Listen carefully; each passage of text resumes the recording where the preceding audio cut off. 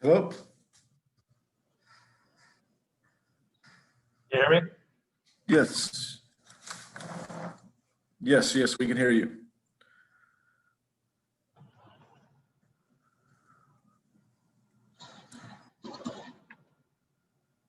All right, we ready? Ready when you are. Okay, thank you. Mike? Hey, Frank, going to be a broken record from last game and ask you about Taylor Horton-Tucker first again. Just off that performance, you mentioned how good he looked in camp, and I know you had confidence in him going back to the bubble. But did you expect to see him have this kind of control of an offense like he did tonight? Yeah, I wasn't sure what to expect with him playing point guard for us as much as he did tonight. But he did that some of the D-League last year, looked really comfortable with that. But more importantly, he just showed more of what we've seen from him. We've been watching him, in the D-League first season and in bubble. This is his ability to attack offensively in a variety of different ways, attacking the basket with great finishing ability, making good decisions with his paint to great, shooting the three ball well. And, he had a strong defense tonight as well. So, I knew he was going to play big minutes and not really surprised at the numbers that he put up. You mentioned Marc Gasol before the game, Frank, and how you're looking forward to seeing him integrated on the offense. He had 5 assists and just a lot of really nice passes. How were you able to get that together this quickly with new players and just lean on that skill set that seems like it'll be able to stick? Well, it's I think NBA players or basketball players in general, when they know they have a guy that's going to throw them the ball, the cutting aggressiveness just picks up. And we came into this game knowing we're going to play through Marc a lot at the top of the key. Our guys had a great mindset to really move aggressively without the basketball, and Marc would find you, especially in the paint. And we got a lot of great paint catches that some led to layups, some led to paint to great situations. And Marc gives us that dynamic. It's just going to make us that more difficult to guard. Dave? Frank, what's going to be the key to translating Taylor Horton-Tucker's production from giving him 41 minutes and giving him the ball and saying, hey, we're missing a bunch of the guys tonight, they're resting, have at it, to potentially finding a role where it's however many minutes off the bench or whatever, and trying to still have that type of confidence and production? Yeah, it's gonna make my job difficult for sure, because we have a very deep team, and no minutes are guaranteed. So he's gonna keep playing at a high level. That should push everybody else to stay playing at a high level. And but like you said, it does give us that luxury of helping, having him carry the load some for some of our guys that played deep into the championship run last year, had a short off season, and he should be able to carry some of that load. Dan? Hey, Frank, can you give us any clarity as to why Kostas and Devontae weren't here today? Yeah, due to the health and safety protocols of the league, those guys had an excused absence from the game. How worrisome, I guess, it is that, we played one game now and we have guys from both rosters that had to kind of not be here because of that. That's the norm for an NBA season outside the bubble. This is what we set an expectation for our team, that it's going to be abnormal to be at full strength, staff and players. And there's going to be guys out a lot. And, we all just got to get used to the fact that that's going to be normal for this season league-wide. And hopefully it's as minimal as possible. But, we just try to find the silver lining in it. When certain guys are going to be out, other guys are going to get more opportunity, and we saw that with some of our guys tonight. Bill? Hey, Frank. Along those same lines, considering you guys played this same team on Friday, you practiced yesterday, was there any question about whether this game tonight would happen? Not really, to me. I never felt like it wouldn't happen. We knew we were going to be a little bit shorthanded, but never really felt like it wasn't going to happen. Kyle? Frank, just kind of looking ahead to Phoenix and the road environment. Are you guys even aware of, what the procedures are going to be, what kind of facilities you can use in that building? I mean, how much do you already know and how much are you still waiting to find out just a couple of days before that happens? It's one of those things where we've kind of heard what it may look like, but, so you get there and see it, you kind of just have to figure it all out with your first trip.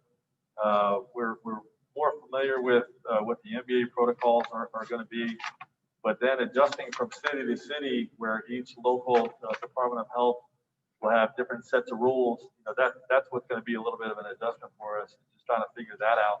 Where are we going, and how bad is the virus and the pandemic in that spot? What are their local restrictions? All right, we'll take a couple more. Claudia? Frank, you had a big night with 3-point shots. Is that something the whole team has been working on?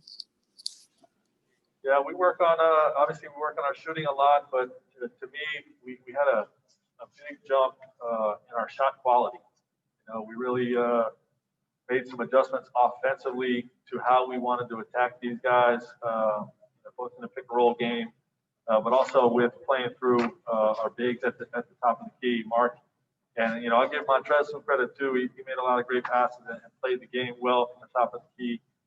To create some of those paint catches on cuts, on drives, on rolls to the basket. And then if we don't have a high percentage out of the rim, we play paint to create basketball. And because the shot quality went up, the shot percentage went up, the field goal percentage went up. And 18 for 25 from the 3-point line is the result of great shot quality. All right, last one for you, Rashawn. Hey, Coach, what are some tangible things you can take away from what Taylor Horton-Tucker's done these first couple of games that can carry over once you have a full squad? Yeah, well, the thing I love about Taylor is, he's not just a guy that is going to dominate a game like he did tonight, always with the basketball. He's great in second side action. He can knock down catch and shoots threes when we have great ball movement or when Ron and AD get double teamed.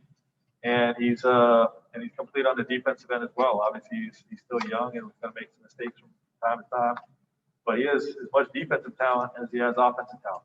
So, I feel like he's going to fit in well for us. Thank you, Frank. Thank you. Good.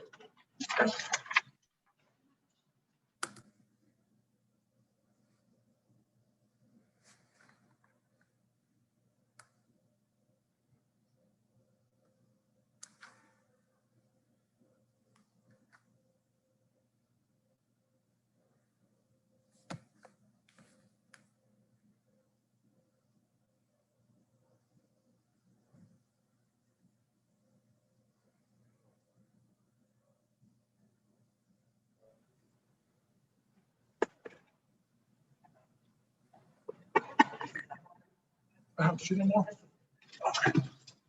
This. Will, how you doing? Hi, good evening. Looking at your frame. It looks good to me. There's something we cannot change. All right, Mike.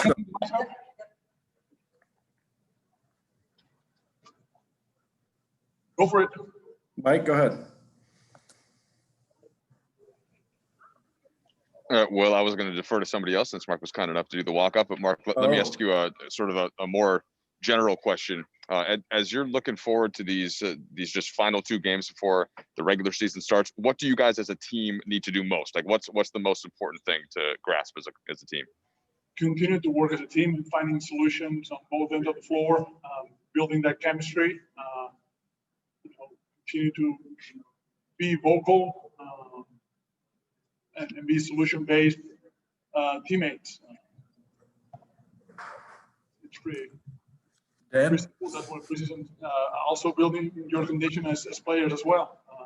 We're going to play a certain way with different guys at different times. So you have to adapt, mentally and physically. Dan?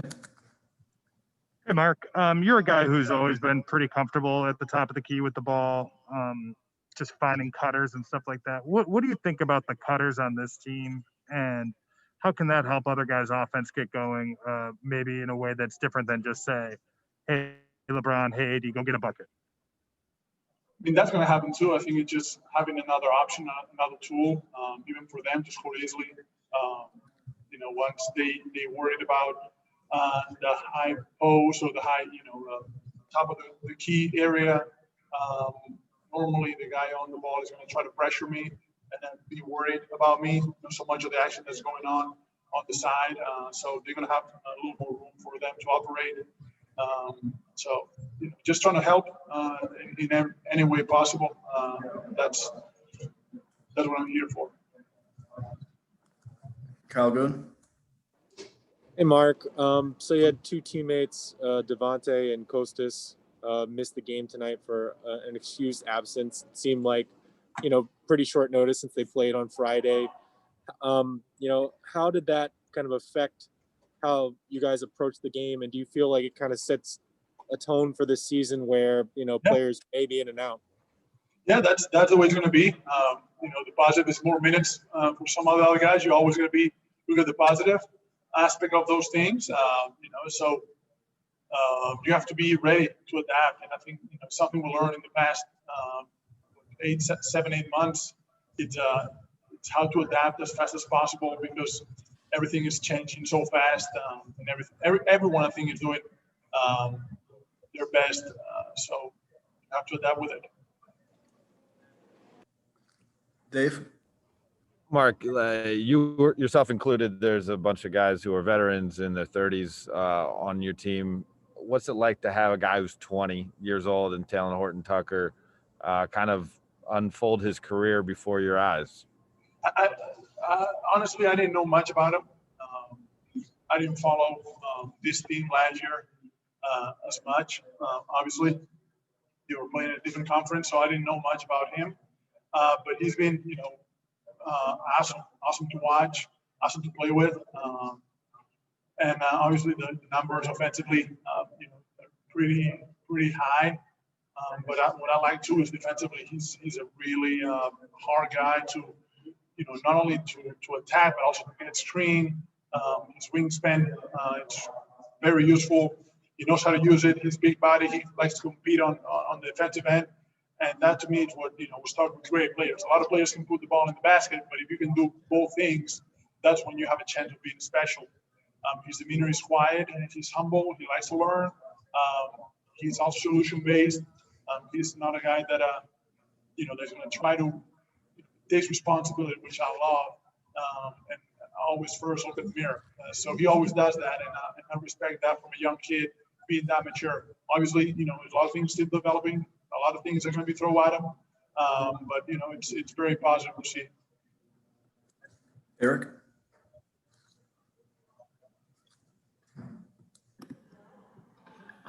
Yeah, I know it's preseason and there's nobody in the building, but what was it like just to have the Lakers uniform on today and be out there playing?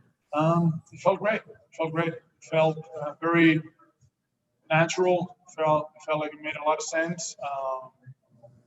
And obviously we're missing a huge part of the Lakers, which is all the fans that we know are watching. But hopefully we're doing a good job of representing them, and they're watching from home in a safe environment. So to me, honestly, it felt great. And, looking forward to playing many more games with the Lakers. All right, we'll take a couple more. David? Hola, Marc, para la gente de España. Después de ya varios días trabajando con los Lakers, conociendo la plantilla y ahora ya en el primer partido, ¿no? Con los Lakers, quería preguntarte qué crees que puedes aportar, ¿no? A un equipo como los Lakers que viene de ganar un título de la NBA. No sé, se lo debes preguntar a ellos qué puedo aportar. Intento aportar todo lo que se me pide, intento aportar mi liderazgo dentro y fuera de la pista. Intento aportar calma en el ataque, en la defensa, comunicación. Un poco como soy como jugador. Intento poner todas mis herramientas a al servicio del equipo, sean por 10 minutos o sean por 35 minutos, me da igual, y disfrutando mucho y haciendo disfrutar a los compañeros, que para mí eso es también muy importante para ganar, tienes que saber hacer disfrutar a todos. All right, last one for you, Claudia.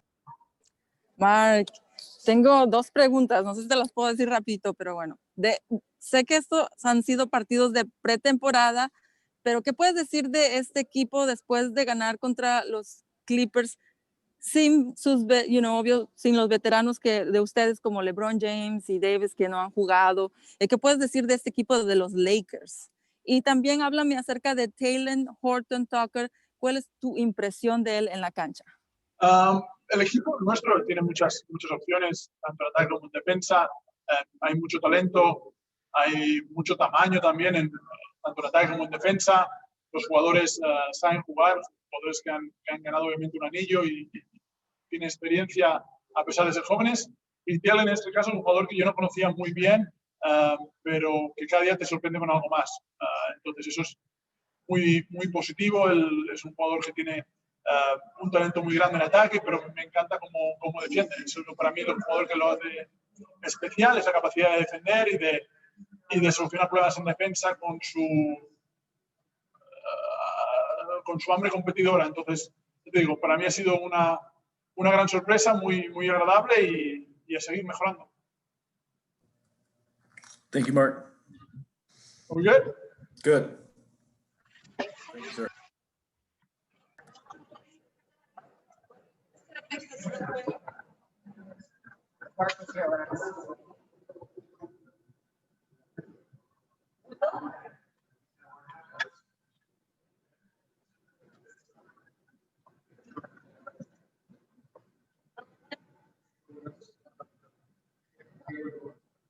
Will, hello? Hey. All right, if we're good, Mike Trudell? Is he okay to frame, Will? Because Oh, okay. it looks like it's just his head. Are you guys seeing his head and shoulders? I have head and shoulders, yes, and a backpack strap. Okay. Good to go, Ellie? Yeah, go ahead. Okay.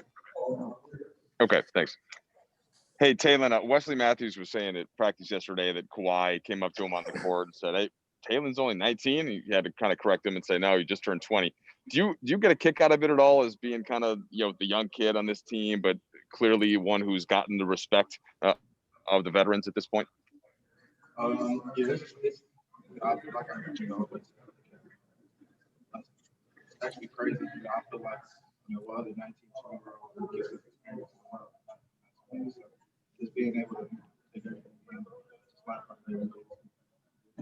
Just seeing, other superstars. Frank had mentioned that after game one, you had a good game, but your shot wasn't falling. What was different about tonight? How did you get in that rhythm, and how did you build on that throughout the game? I feel like tonight was really my second game actually playing, getting a lot of getting those reps. So I just feel like that opportunity to get to early, being able to get that.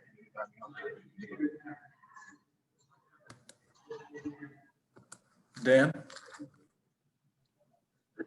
Hey, Taylor.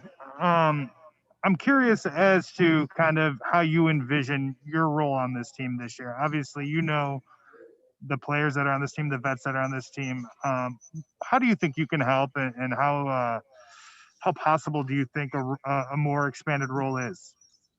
I feel like just coming in with me, using my my defensive instincts and being able to compete on defense, it's going to be something that helps me get on the court. So I feel like in that role, prepare me to carry on a heavier offensive role, in the future. So being able to get into a rhythm on the defensive end is going to be able to probably help me.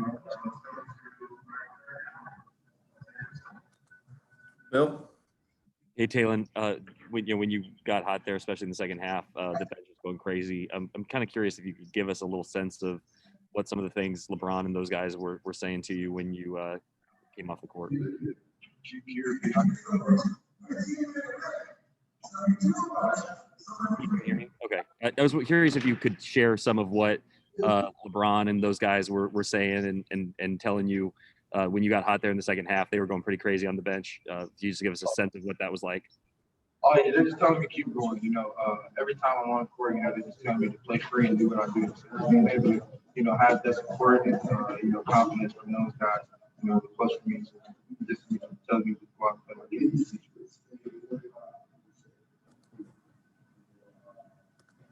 Dave? Hey, Tal, what's going on? Is there anything that you can follow from the example of a guy like, say, Alex Caruso, where he's trying to make his way through the league, go using the G League as a chance to develop, and then trying to find minutes on a really good team, and then seeing the way that he was embraced for doing that? The Laker fans really embraced him. Do you think his journey could be something that you could learn from as you try to make your way through this season? Yeah, everybody's journey is different, but I just feel like AC is pretty strong, pretty good. So just being able to, see him next to me every day, it feels good. Measure stick to see where you are in that division. So being able to, have a guy like that, see the success that he's had, it gives me, confidence in myself.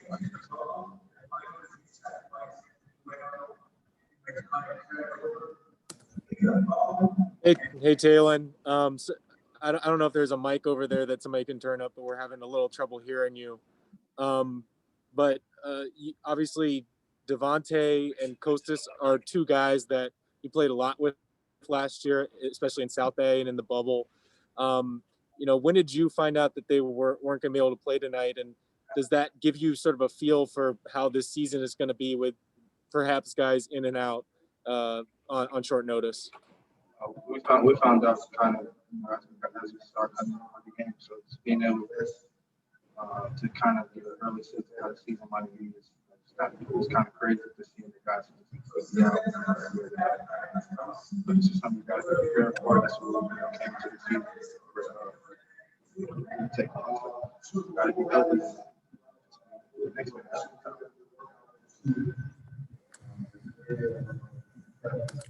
one. Rashawn, sorry. Hey, Taylor. After leaving the bubble, what were some things that you targeted that you felt you needed to bring in order to create some minutes for yourself here this season? I just wanted to get better all around. I feel like I was pretty good for the bubble. I just wanted to make everything that I was working with. So I just wanted to do my body right. Just come back into